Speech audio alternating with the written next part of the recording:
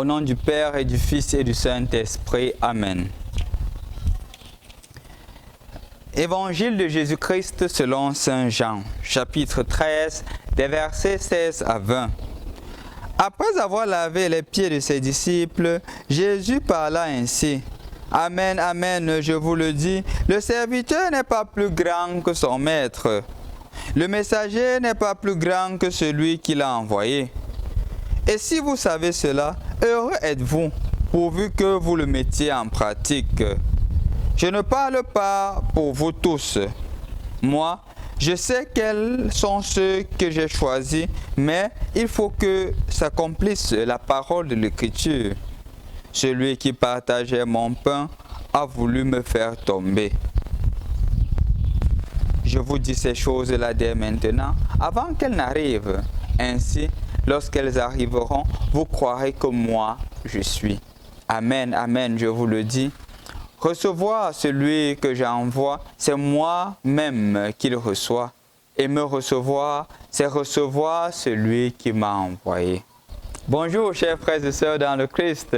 Rendu au jeudi de la 4e semaine du temps de Pâques, la première lecture continue justement l'action du Seigneur dans la vie des apôtres. Hier, nous avions écouté comment est-ce que le Seigneur a choisi Saul et Barnabé pour la mission à laquelle il les a confiés. Aujourd'hui, nous voyons justement la mission. Mais il y a un troisième personnage qui s'ajoute, et nous l'avions écouté hier, qui était là pour les seconder, c'est Jean-Marc. On présente justement le fait qu'ils sont allés en mission, mais Jean-Marc s'est découragé et il s'en est retourné. Il est retourné à Jérusalem. Mais les autres ne se sont pas découragés. Et je voudrais justement qu'on prête un peu plus d'attention sur ceci. Parfois dans la vie, le découragement est normal. Parfois dans la vie, il y a des moments où on pense que la vie n'a plus de sens. Spécialement quand on voit qu'autour de nous, plusieurs personnes se découragent et ils abandonnent ce qu'ils ont à faire, ou du moins ce qu'ils étaient supposés faire. Et qu'est-ce que nous faisons en retour? Nous aussi parfois nous abandonnons, nous nous décourageons. Pourtant au contraire, mon frère, ma soeur, ce n'est pas ce à quoi nous sommes appelés. Nous sommes appelés à persévérer. Et justement, quand il y a le découragement autour de nous, ce n'est pas un appel à se décourager. Au contraire, si je sais en qui j'ai mis ma foi, je reste fidèle. Parce que malheureusement, ce qui se passe, c'est qu'on tombe parfois dans le suivisme. Puisque tout le monde s'est découragé, moi aussi je me décourage. Ce n'est pas le cas. Ça ne doit pas être notre cas.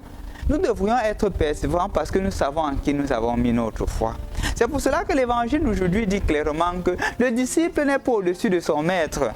Le disciple n'est pas au-dessus de son maître. Et il dit, heureux êtes-vous si vous comprenez cela. Parce que malheureusement, quand on se décourage, la tendance est de croire que c'est de par mes forces, de par mes propres capacités que j'arrive à une finalité. Mais si je me rends compte que non, il y a quelqu'un qui est au-dessus de moi et qui me donne la force d'accomplir ce que j'ai à accomplir, les choses deviennent faciles et les choses deviennent plus surmontables parce qu'on croit que le Seigneur qui m'a appelé peut m'encourager.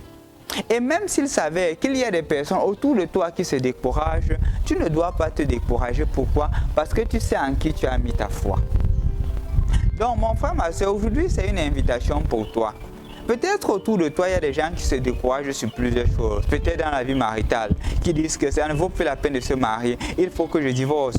Ou peut-être même encore dans la vie professionnelle, ça ne vaut pas la peine de travailler ici, il faut que je démissionne. Ou peut-être même dans les engagements de la famille, ça ne vaut plus la peine parce que les enfants ne me respectent pas, je préfère ne plus investir sur eux. Non, le découragement n'a pas sa place pour celui en qui la foi est basée sur le Christ. Fais confiance au Seigneur et il t'accompagnera dans toutes les difficultés. Peut-être même tu demandes la grâce d'un enfant au Seigneur. Depuis longtemps que tu lui adresses cela, tu as la tendance à te décourager en disant que ça ne vaut plus la peine. Le Seigneur te dit non, ne te décourage pas. Continue la mission que je te confie. Et si tu continues cette mission, je ne t'abandonnerai pas parce que je ne l'ai jamais fait. Bonne mission à toi aujourd'hui. Au nom du Père et du Fils et du Saint-Esprit. Amen.